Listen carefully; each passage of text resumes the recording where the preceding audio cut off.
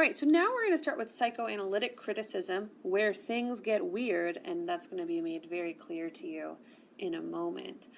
Before I begin, I should say that this is a very complex and thorough field with a lot of literature out there on it. So this is, the slideshow you're getting today is kind of a quick and dirty version of psychoanalytic criticism, and I would be interested in hearing what more you know about it or what more you need to say next class period. So let's start with what is psychoanalysis. So psychoanalysis is a system of psychology theory that investigates the interaction of conscious and unconscious elements in the mind. Psychoanalytic therapy looks to bring repressed fears and conflicts into the conscious mind. It should be said that psychoanalysis has sort of fallen out of fashion in the psychology world, though many therapists still use it. It is based on this thought that we have an unconscious, right? And lots of the things that happen in our unconscious actually affect and sometimes really negatively affect our everyday life. There's a really fascinating podcast from NPR called Invisibilia. So if you're interested in learning more about this, they have an episode called The History of Thoughts. And you'll see, if you listen to it, it's not very long, that psychoanalysis follows a school of thought that thoughts matter very, very much because they reflect parts of your subconscious. There are other movements that say your thoughts don't matter at all. In fact, many of our thoughts are just random. So it's interesting, if you are interested, to see that. Okay, so Freud asserted that people's behavior is determined by their unconscious, fears and desires that they're not consciously aware of, right? So a lot of our behavior is determined by things we don't even really know are there. So he believed these unconscious fears and desires were often determined by childhood events. Freud split childhood into developmental stages involving relationship with parents and drives for desire. These stages cause desire, but also fear, which can lead to repression.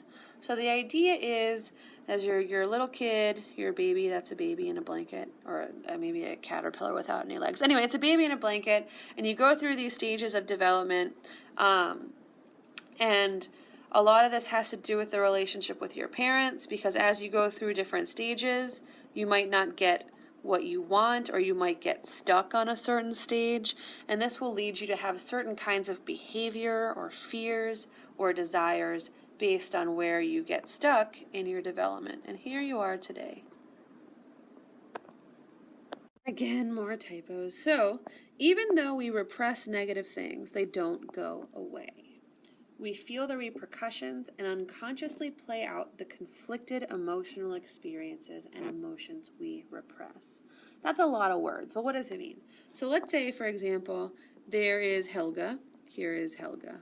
I'm going to give her pigtails. Helga is a world-famous professional artist. Here's her paintbrush. But she still can't feel accomplished or proud of herself. This might be because her mother, here's Helga's mother, she has lower pigtails, was critical of all her actions and never proud of her when she was a child. So Helga had those memories of her mom. She's repressed them inside her brain, so deep inside her brain.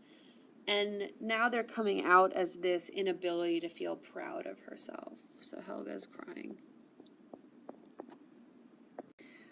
There's a lot of talk about repression of trauma, things like that, of people recalling being molested.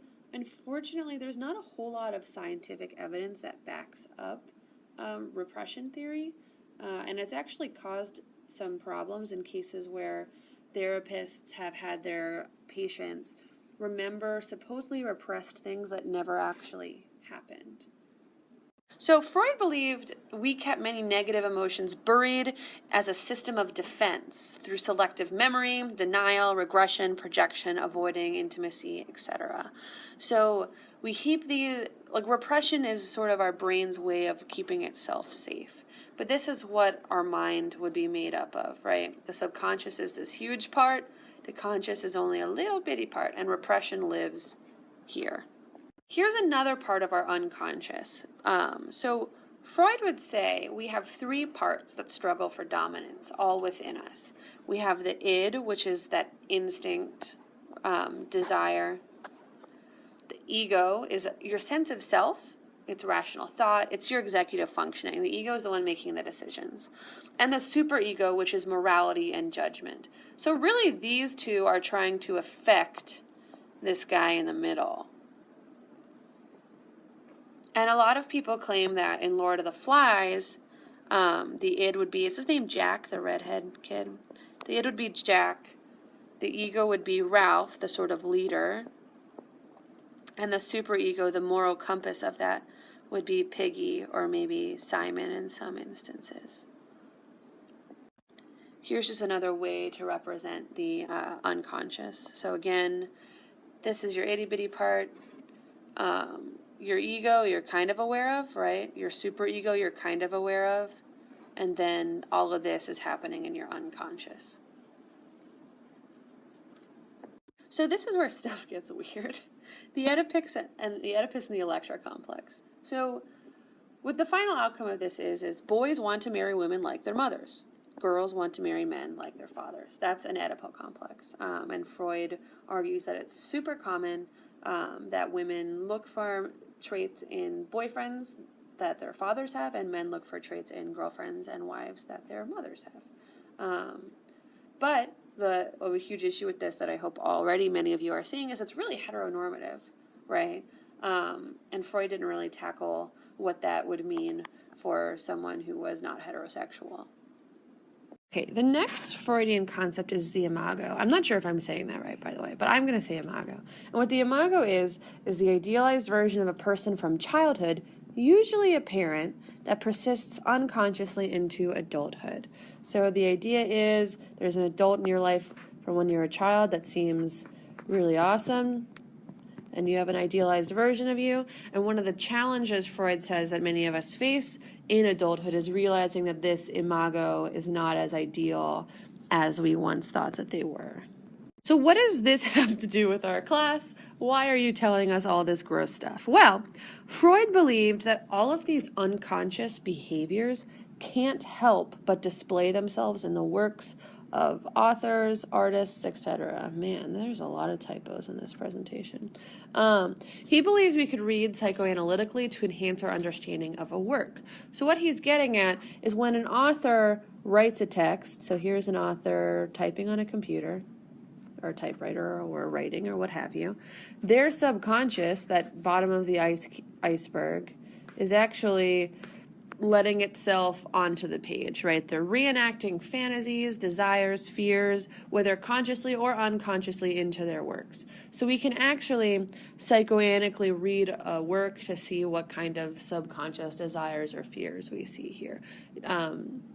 With Plath, that's usually done with looking at the relationship with her father.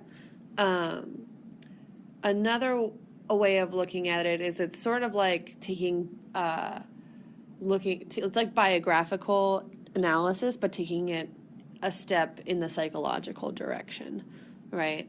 You can also look at characters and try to psychoanalyze them, or in the case of Lord of the Flies, like we said, those three characters could represent different parts of the of our consciousness, right? Superego.